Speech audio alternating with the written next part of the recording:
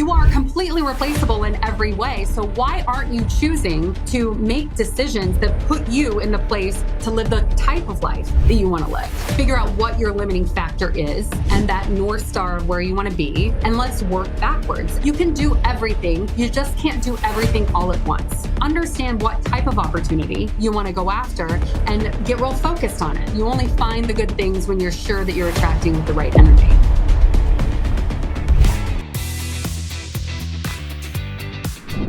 Hey everyone, welcome to Flow Over Fear. I'm so glad you're here today because I have an amazing guest. I had the opportunity to meet my guest recently in Chicago at a speaking event, and she was incredible there doing a Q&A, helping people with regard to their questions on real estate, financial independence, and all sorts of really cool mindset kind of things. Her name is Mandy McAllister. She is a multifamily real estate investor, a mindset ninja, and a connector.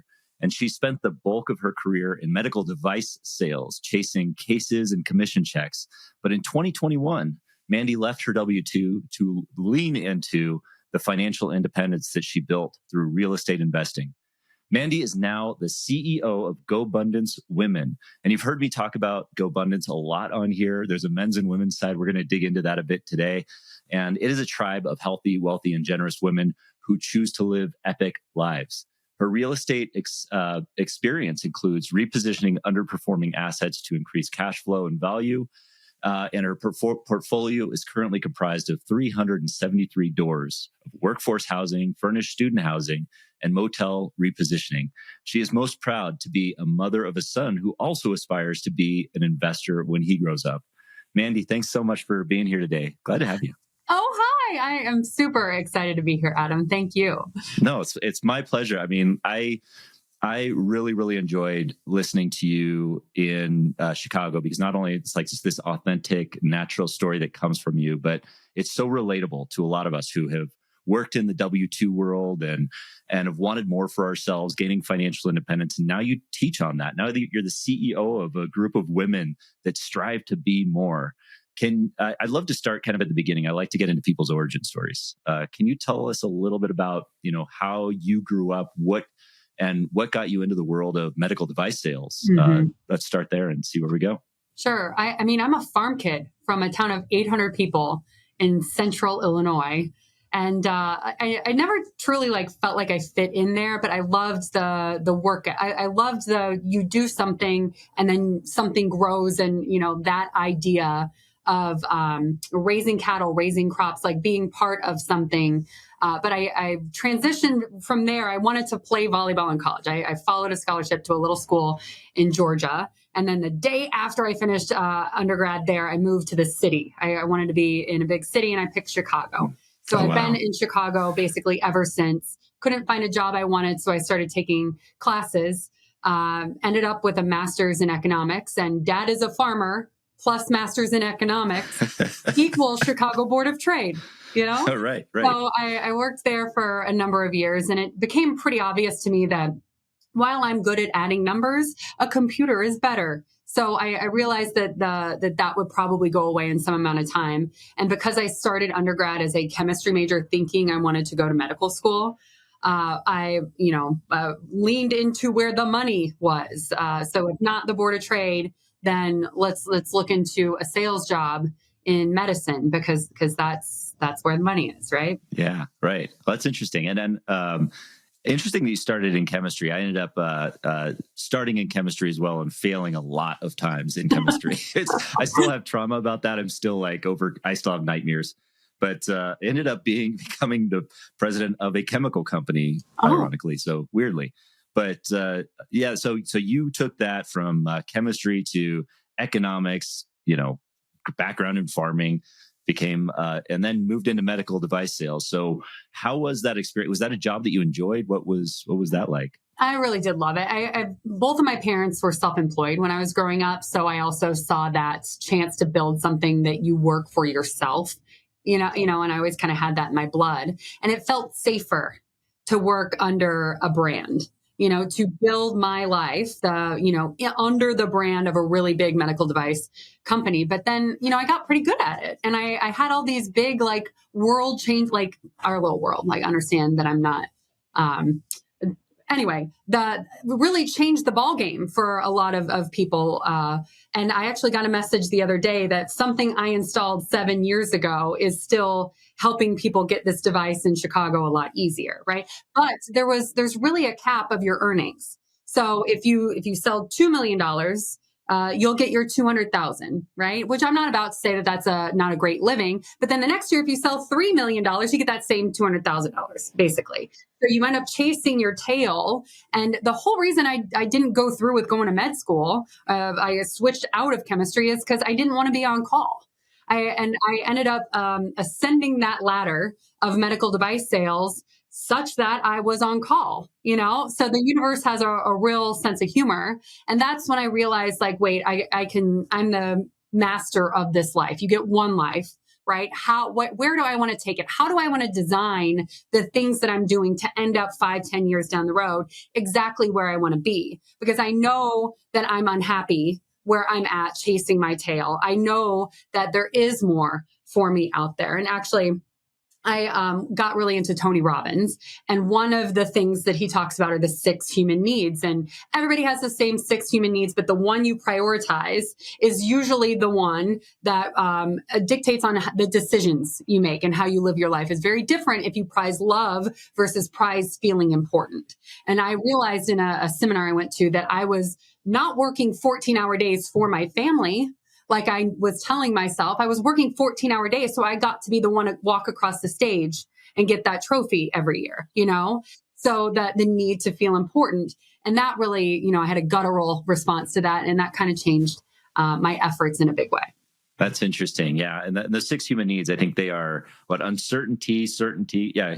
Certainty, the need to feel like everything is handled and is the same all the time. And then uncertainty. So are the need for variety, the need for love and connection, the chance to be with other people, and then the chance to feel important, significance. And then the other 2 are growth, to feel like you're doing something bigger. And another is to contribute.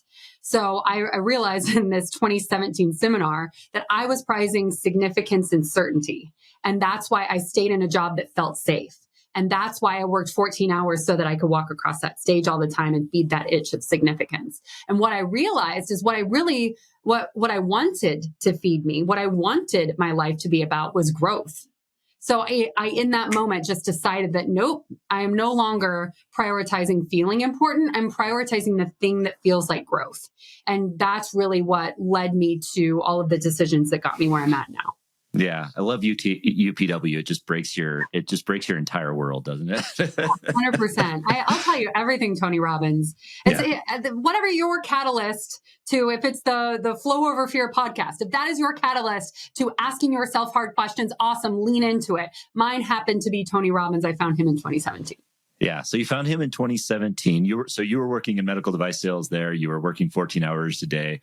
And I was thinking about this when you were talking about that idea that you were on call, even though, and I'm wondering, once you get really good at something and you're working for somebody else, do we always get into that place where we just become on call regardless of where we're at, if we become the best working for somebody else? Does that seem true?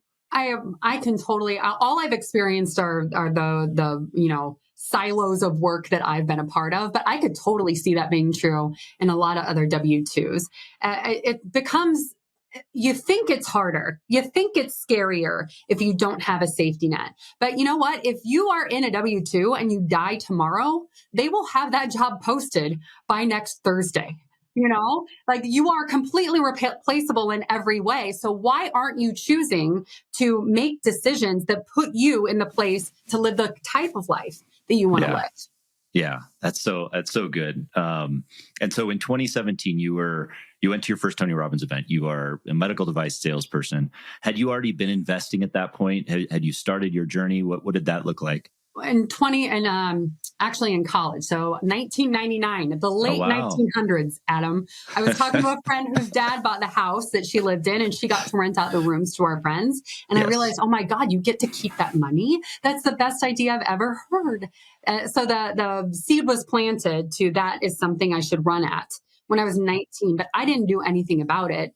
because I was the perfect little girl who waited her turn and got all A's and was the chemistry major and like did all the right things, exactly what was expected of her. So how could I possibly reach for something where there isn't a safety net, right? So unless I find the perfect deal. Well, anyway, right as my son was born, that's when this like crystallizing thought of I only get to do this once hit me, So if I'm going to like, I gotta, put up or shut up, basically. So I found I really kind of just backed into it. I believe really firmly in when you're making big decisions, if you can reverse engineer, if you can figure out like, okay, I want to end up here as my North Star, and you just walk your way back, you can let it be annoyingly simple if you only make decisions from the end looking forward. Right. So what I did is I saw, okay, I don't think kids are going to stop going to college. So for my first acquisition, let's find a thing that I could, student rental. Right. Well, I want to be able to drive to it because I knew that I would feel really weird not being able to get there if something was broken and I needed to get it fixed or oversee it being fixed. So that basically means a 2-hour radius. Well, that meant 4 schools. Well, University of Illinois, that's a Big Ten school, and those cap rates are super compressed. So they're super expensive because institutional money goes into Big Ten and SEC, ACC type big schools. So that's Gotcha. off the list, right? Yeah. Then 2 other schools were contracting in terms of their student size, and the last one was growing. So I picked it. So wow. How can you let it be simpler? Yeah, I mean, I like that because you put a framework around something that is like almost infinitely complex, and because there's so many options out there. And that was going to be one of my questions is, you're invested in a lot of diversity. How do you start? There's so many different places, but you picked something and you kind of just went after that specific niche. Actually, that is exactly when I get a chance to work with investors. That is the thing I feel like I provide. How do we figure out what your limiting factor is and that North Star of where you want to be? And let's work backwards, and I'll help you make those decisions, but they're your decisions. And I'm not going to tell you the thing that's best for Mandy. I'm going to ask you the questions to help you figure out what is best for you and get you really clear on where you're going. And it'll be a lot easier to figure things out. And if you decide that right now, multifamily is exactly what you want, great. Let's make decisions to get you there. And if you decide in 3 months after you've acquired that multifamily that a car wash is what you want, awesome. Let's make decisions of what you want there. You can do everything. You just can't do everything all at once. Yeah. Yeah. So it's just in a specific or it's in an order that you can choose, but you have to decide on that first thing. Exactly. Yeah. What's the dominant? So, yeah. Mm-hmm. I know a lot of us get distracted, myself included, by shiny object syndrome, and just like, I'll get like halfway into something and be like, oh my gosh, that looks so much better because farther down the line, it looks great. When I decided that I was going into larger stuff, I did like 4 units, 6 units, 10 units, like the smaller multifamily. I realized that I could get a much better loan if I went a little bigger, right? That it got a lot easier for a lot of reasons. If you are willing to borrow at least $1 million, you can get non-recourse debt, which means you're not personally liable. That's a whole other story. But I decided that that's what I was going for. So where do I want to start? I picked Kansas City or Indianapolis, and I FOMO'd my way, but Indianapolis, but Kansas City, FOMO'd my way to nothing for 2 years. So one book that was all the rage through GoBundance Women for a while was called The Psychology of Money. And my primary takeaway of that is I just need to be reasonable enough. If the question is, okay, Kansas City meets all these growth metrics in 2019, and so does Indianapolis. If they both meet all of the things, then I just need to be reasonable enough, pick one, put on blinders, and run straight at it. So that really affected me in a positive way. I really like that. Yeah. I mean, it is a big trap where everything looks more attractive to you when you're starting out or when you're a quarter of the way through, you're just pushing through. And yeah, you just get into that analysis paralysis. You just lose out on everything. I'm totally guilty of that in investing and finding I'm not as far along as I should be at this point in time. Ooh, but yeah, should. It's just, yeah, should. That's a bad word. A hard word.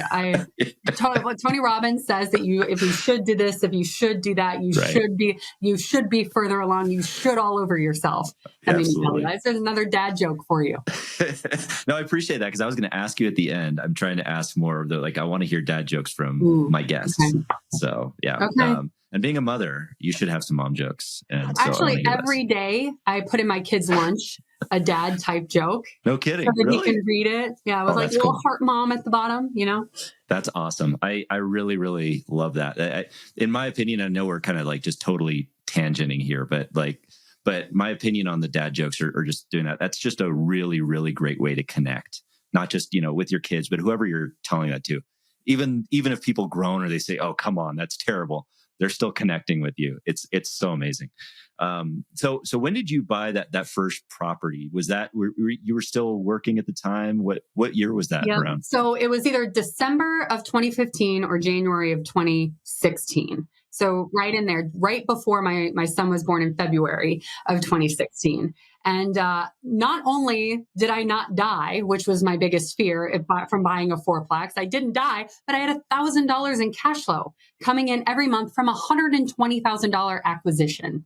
So I thought, wow, how do we do more of this? How do we add a zero to that, right? And I don't know. I leaned completely into it and got around more people doing what I was doing. Yeah. So it did open up like kind of the floodgates for you. Did you start to just, pour money into it? Did it gradually happen? How did that look over the next few years? So after the fourplex, I hired a coach because I wanted to add a zero, but I didn't want to add a zero to the mistake, you know?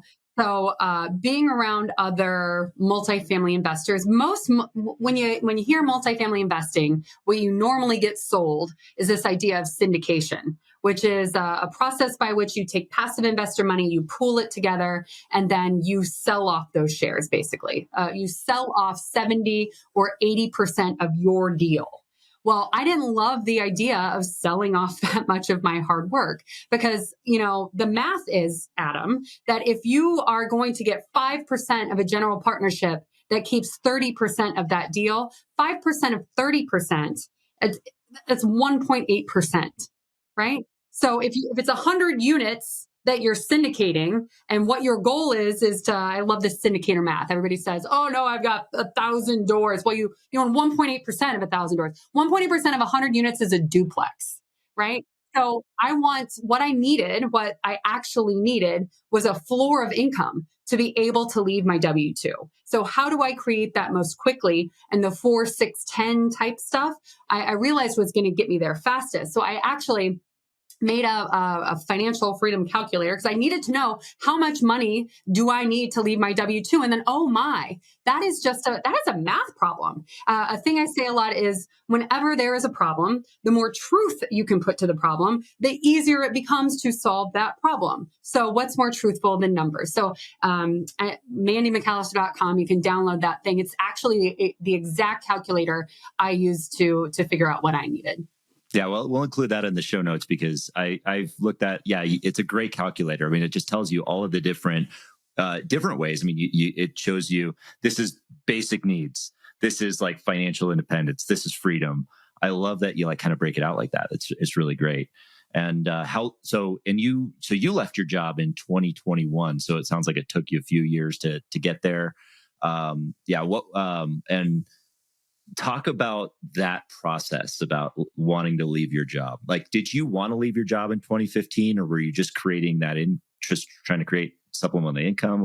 How was that? The ultimate goal was to be able to leave my W-2. Like I didn't want to be on call anymore. A boss did something that felt really icky and asked me to do that icky thing too. And I'm like, all right, I can't do this. So I actually took a job with like a company who was known for being a stand-up, like moral company and moved away from the higher paying job.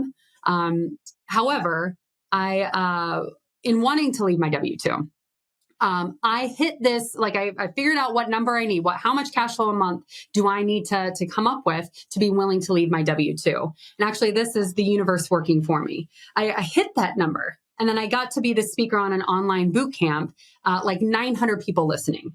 And I knew that one of those people was a coworker in a different division. We were just peers. He was a coworker, but he was really interested in real estate investing. So he came to this thing. Anyway, I'm like, well, don't sell me out, Jim, but I just hit my cash flow number and I intend to announce my retirement in the next 6 months. Well, hilariously, the next day, my boss transferred to Dallas, Texas. And then Jim interviews and is now my boss. So Jim comes to me and he's like, was that serious? And I was in this feeling that, gosh, I could easily kick this can down the road. Like I've gotten pretty good at this and I figured this out. And what, just like, let's do another 2 years. What's another 2 years? Well, because I had put myself in that position and Jim called me on it, thank goodness, I took the leap. But here's how I looked at it. I don't know, you wanting to leave your W-2, this might help you quite a bit. When it feels permanent, when it feels like something that it's going to last forever if I retire today, right? That's scary. And that builds anxiety and ick, right? But what if I treated it like an experiment? What if I looked at this entrepreneurship thing as an experiment for the next 12 months, right? If you've gotten really good at your W-2 such that you want to go into something entrepreneurial, which you probably have, there's a high likelihood that you could find another job in no time. I was certain that I had built enough goodwill with a bunch of other sales reps that I could make 3 phone calls and end up with a sales job in a couple of months, in a week, probably, if I needed to. So I decided that, okay, I'm going to take a 12-month experiment on this entrepreneurship thing, and I'm going to revisit. I'm going to put a thing in my phone, and we're going to have a revisit where we're at day and see how it feels. And if I don't like how it feels, then I go find another job. If I do, I double down. And I have that in my phone every single year to kind of revisit how things are going. I really like that. Yeah. So, and so you were kind of forced into that position of actually putting your money where your mouth was. By like and so you left, and that was 2021. So you hit your number, and you made the leap. You kind of put those contingency plans in place. How did it feel when you made that leap? Like, what were the feelings that you were feeling? Oh my. Okay. So I had this one big goal of get to this number of cash flow. Right. And there were a lot of things like, especially, being on podcasts and social media stuff and like taking on bigger deals to raise capital, whatever those things were. I didn't do them because it felt like I would get in trouble with the big W-2 company. Well, when I quit, I felt like all of this opportunity was there for the taking, right? Because I didn't have a plan because I kind of I jumped, right?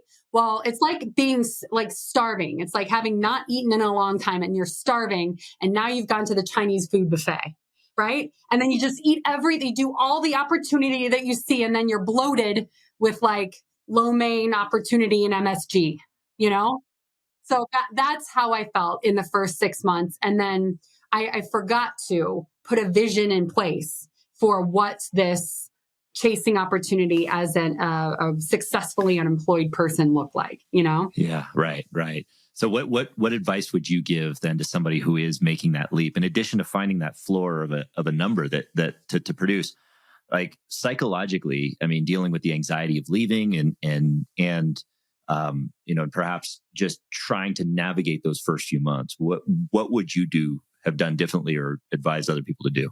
There are a couple of things. So, first and foremost, I was lucky that I was around a bunch of other people. I was a member of GoBundance Women before I had an opportunity to take on a leadership role. But if you're not around people who are doing that type of thing, the people who love you are going to think you're crazy and they're going to, tell you to go back and that you're being irresponsible. I felt that 100%.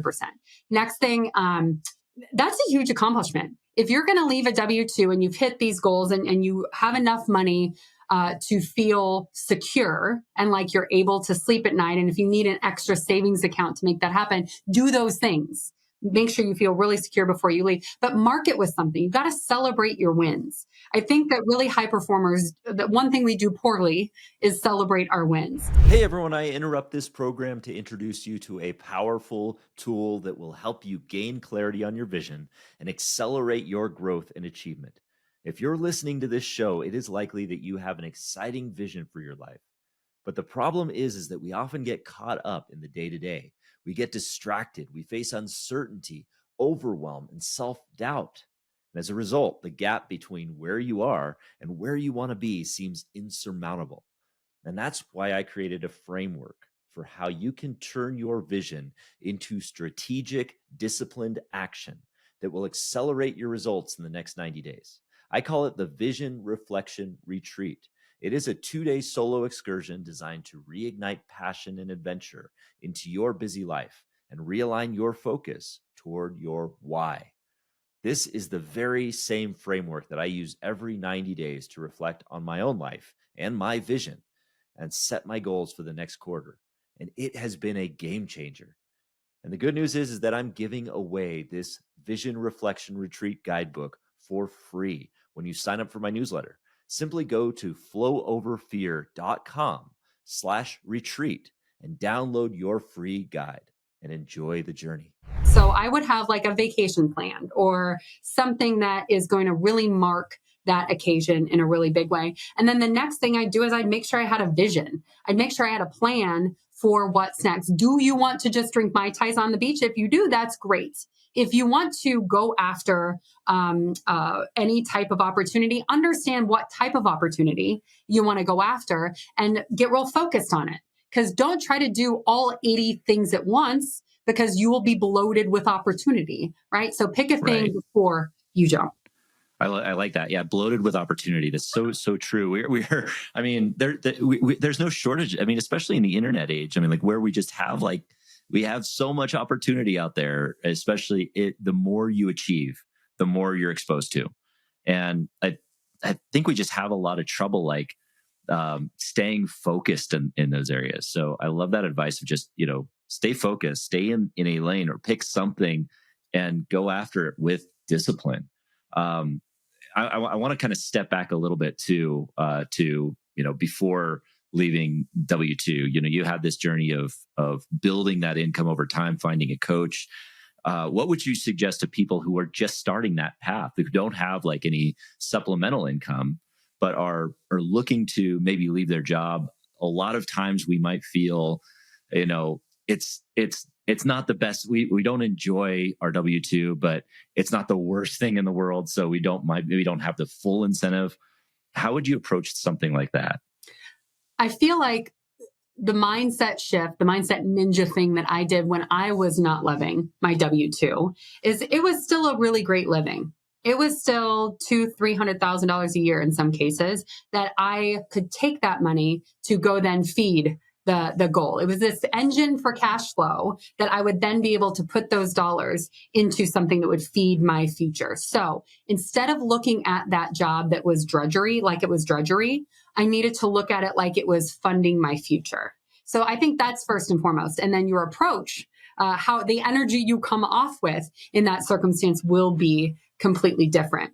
But when it comes to people who are first want to start building wealth, I mean, I'm a hammer, I see nails. Real estate was my vehicle. I feel like Maslow's hierarchy of needs says that I always need a roof over my head. I never need to own a Bitcoin to live my entire life. So the right. thing that I need to live is the thing that I want to provide to people.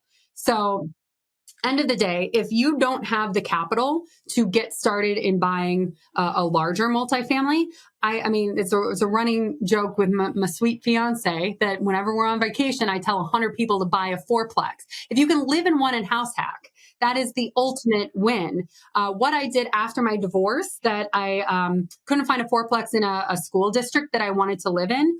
But what I did was a bunch of live-in flips. If you live in a house for 2 years and you make it nicer and make it appreciate in those 2 years, you get $250,000 that you don't have to pay tax on that upside. That can go pretty quick. I did that twice, which was a huge springboard for me in being able to leave my W-2. Well, and being able to stay retired, to have capital to put into bigger things. So look at where you live as a potential source of a big pile of cash to put into something cash flowing. Yeah, that's such great advice, and I'm hearing that a lot. I wish I'd known it much sooner. When I was younger and single and all that kind of stuff, because this idea of house hacking, we spent years just not thinking we could invest in our own house because we had to have a house, we had to live in it alone, and all this kind of stuff. And then after many years of that, learning from Bigger Pockets and Brandon Turner about this house hacking thing, you're just like, oh my gosh. That's a great idea. And so it's a great way for people to get into that kind of world of real estate. So yeah, thank you for shedding light on all of that perspective. And it's been a few years since you've left your W-2, since 2021. How has it gone for you? Has it been more freeing? Have you seen more stress? Has it been, what has it been like for you? So it's a completely different kind of stress. I think that if you're a high performer, which is the type of person who would be wanting to do this, I don't think it gets talked about enough that it's a different type of stress. That being said, it's a stress that I have complete control over. I am the one at the helm of the ship, and I have more trust in me than I do in that boss who was telling me to do icky stuff 5 years ago, So when I left my W-2, I realized that kind of 30,000 foot view, I don't think Illinois is a great place to invest because the landlord unfriendliness, the mass exodus that Illinois had since COVID. You hear a lot about New York, people leaving New York. You hear a lot about people leaving California. Well, more people left Illinois than California per capita. Yes. So I need to get my dollars out of this place and put them into other states that are nearby. Well, a thing that I didn't think all the way through, which I'm happy to tell you that I'm a work in progress in everything I do. This was a completely bonehead move. But I sold 2 very heavy cash flowing single family homes. And then my cash flow number dipped quite a bit. I didn't have another asset, another cash flowing plan on the back end of it. Well, what I realized in that reassessing where I'm at and how does this feel, I have a real estate license. I can go, I helped a couple of people go buy a house, and it bridged my gap for the couple of months until I got that extra cash flow coming in. And I had more cash flow than I needed to live my life from the time that I left my W-2. So it was stressful because I needed to go find something. I never want to be in acquisition mode from like a thirsty mentality. Like I need to have, because you only find the good things when you're sure that you're attracting with the right energy.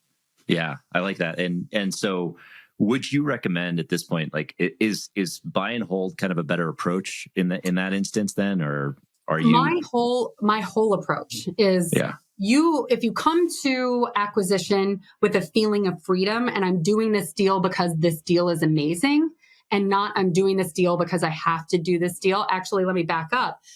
When I was growing up in multifamily, I met a guy who also was in medical device stuff, and he was going the syndication route. And I asked him, how do you know you're going to be able to leave your W-2? And he's like, oh, all I need to do is get this acquisition fee and that disposition fee. And then all I got to do is 4 deals a year. And I'm like, oh my God. What if you don't find 4 deals we're doing? What if interest rates explode and the returns become ridiculously low? Are you going to sell that to investors? Like that I don't want that for my life. So epiphany, I need a floor of buy and hold income. And once I've made decisions for what my base lifestyle is and how much that costs, I can put truth to the problem by doing the math. And then once I have that floor, then I can go do things that might be slightly bigger gambles. Like the motel was a complete gamble, but it felt like a little bet because I only put, I think I'm $72,000 into that 18-unit motel. It's not going great. And it's okay because that's not going to end me. It's a little bet and all of my needs are provided for.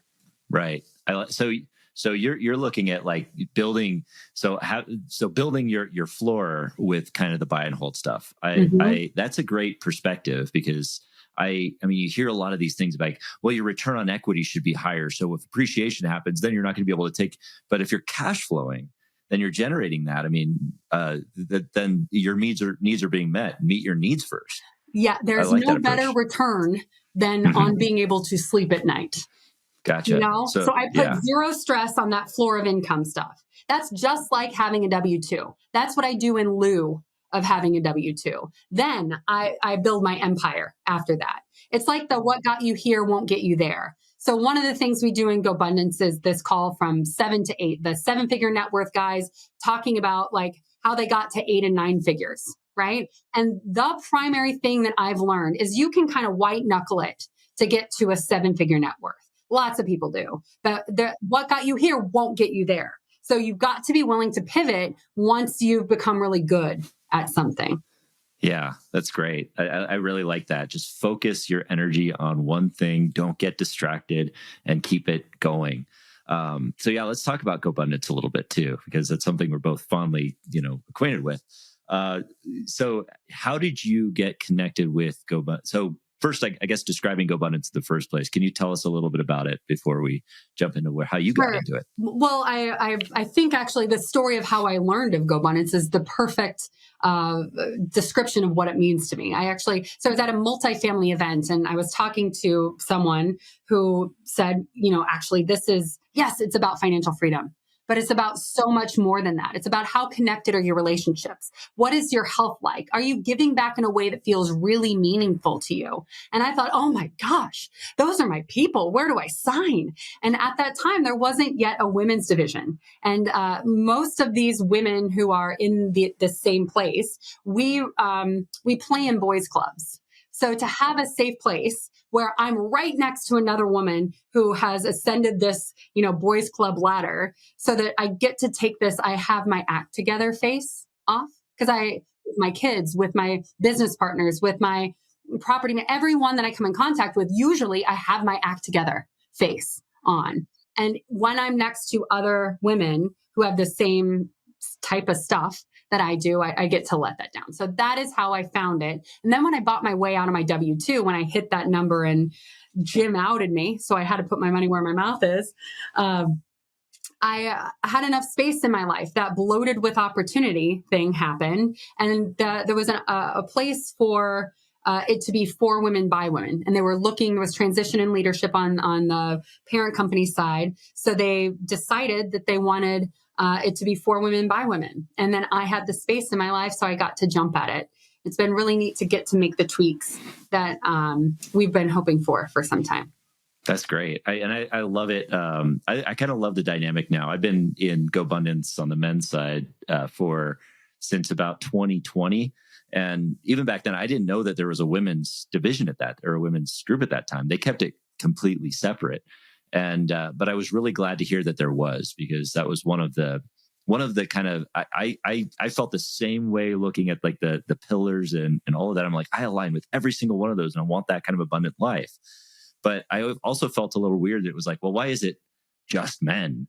And then I got it. Like when I was in it, I was like, yeah, the fraternity or the gender specific part of it was, that's something that's needed. But go ahead. No, please. the thing is, from the outside looking in, like I see how we did this separate but equal thing and it didn't really work out type of a thing. However, on the being in the middle of it,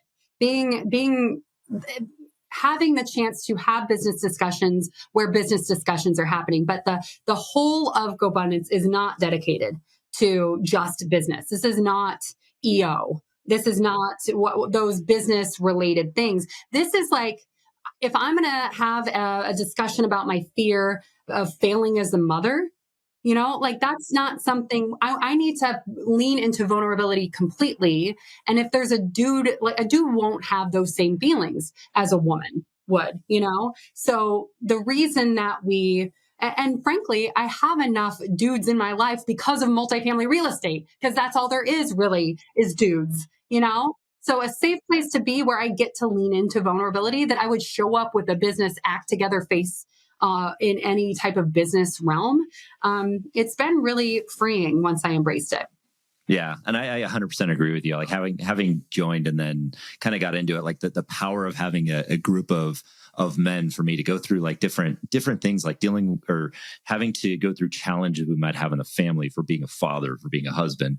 And I'm sure they happen the same way on the side of the women, that's powerful to have that dynamic. And I've seen it so that recently, we're coming together more in certain micro tribes, like with women and men, that it's almost like a really good, powerful dynamic where it's separate where it needs to be, but combined where we can. Yeah. So the business stuff still happens, and the business stuff is always going to be men and women, right? Yeah. So we want to make sure that there's safe places for the emotions and vulnerability. And then we want to make sure that we're, leveraging as many brilliant minds as possible, because you're missing out if you don't hear my ideas on multifamily, and I'm missing out if I don't hear your ideas and all the cool stuff you're working on. So, we come together in the business stuff. Yeah. How powerful has I mean, I'm sure it has been, but and so this may seem like a stupid question, but how powerful has community been for you in your journey through real estate?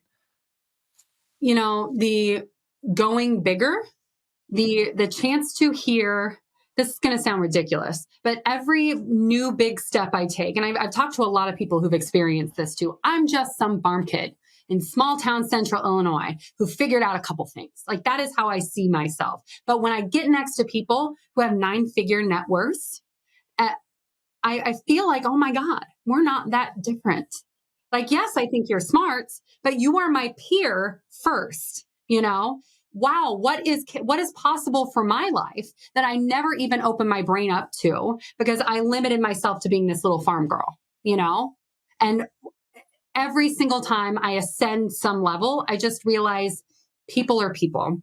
And the billionaires are just taking bigger risks than I am. Mm-hmm. Yeah. Yeah.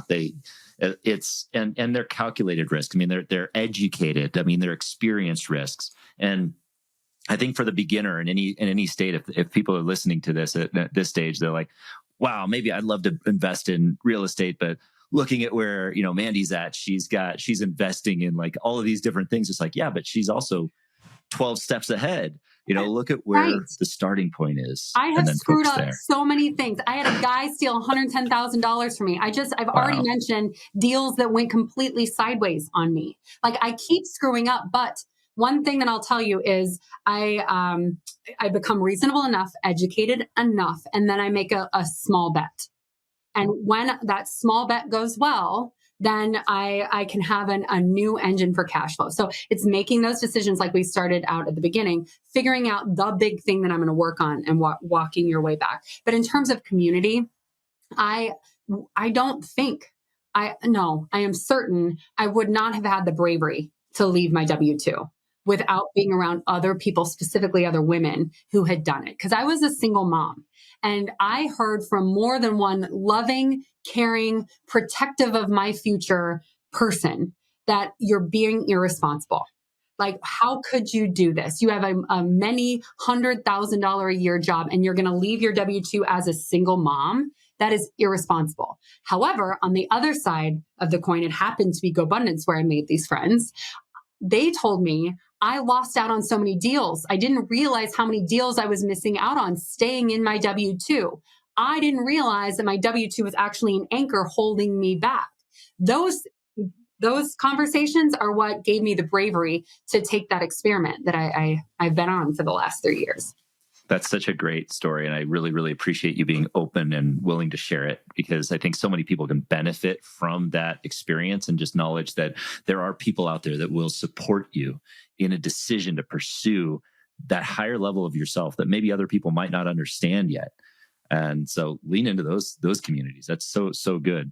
And one thing I want to touch on too is your perspective on overwhelm. I know you have like a video on that and some instruction on that. And overwhelm for me, I believe that it's one of the 3 primary psychological barriers that we have in our lives that prevent us from really achieving that next level.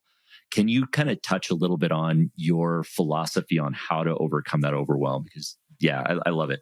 So, well, that video was actually right as I was realizing I've got to do this differently, that bloated with opportunity stuff. Well, first and foremost, one of my best friends, Kelly Resendez, she is actually leadership of GoBundance Women with me. Her words, and I need to make that introduction, her words to me, and I believe this firmly, your words matter. If you talk about, I am overwhelmed, I am stressed out, like the universe feels that. You turn on the part of your brain that looks for overwhelm, that looks for stress. If you say those words matter. So what I now say, I've removed overwhelm from my vocabulary. I now say my life is full of opportunity, because that's absolutely true. And do I want to shut down opportunities coming my way? No, I sure don't. Right. But my approach to how I deal with a very full plate is, how I time blocked. And I actually did this morning. I do this every single week.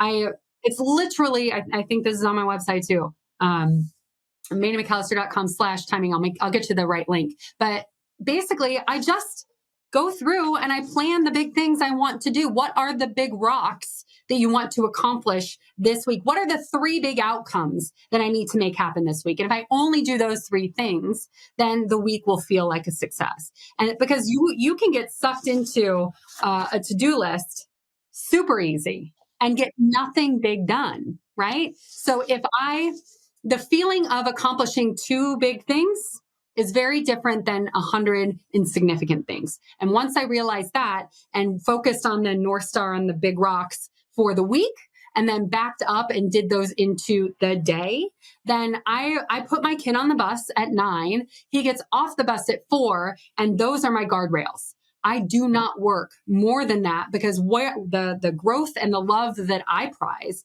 in my life as my human needs are not working 14-hour days, you know? Yes. Yes. That's so good. I love that idea of like owning and putting boundaries on your time, and that you have like a physical boundary of when the bus leaves and when the bus comes back. It's so good. And so it's easy. I mean, I don't want to say it's easy, because it's not. Let it be easy. Yeah. But that's the thing. There are ways that we make things more complicated than they need to be. So a question I ask myself all the time is, how am I making this harder than it needs to be? Yeah. Yeah. So that phrase of like, of instead of changing like overwhelm to like, I have an abundance of time or abundance of opportunities. I mean, just kind of saying that, is it one of those things where just saying it more often leads to the feeling like a fake it till you make it? Or do you have to really feel it inside? And how do you do that?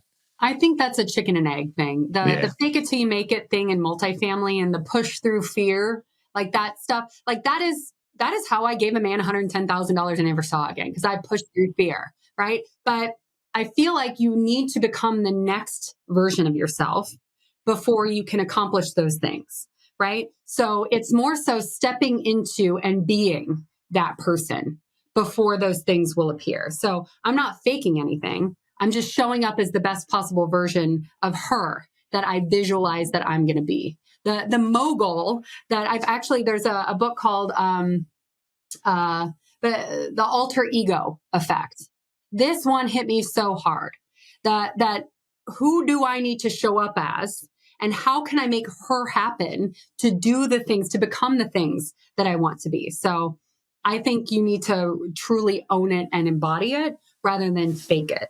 Yeah, I like that. And 100% glad you said that, because it feels like believing it first, and then having the language around it is so powerful. And Mandy, this was so amazing, and I'm sad we have to tie it up right now, but we can go in a number of different directions. But this was like hours of value, and I learned a lot here today, and I'm really, really grateful for you.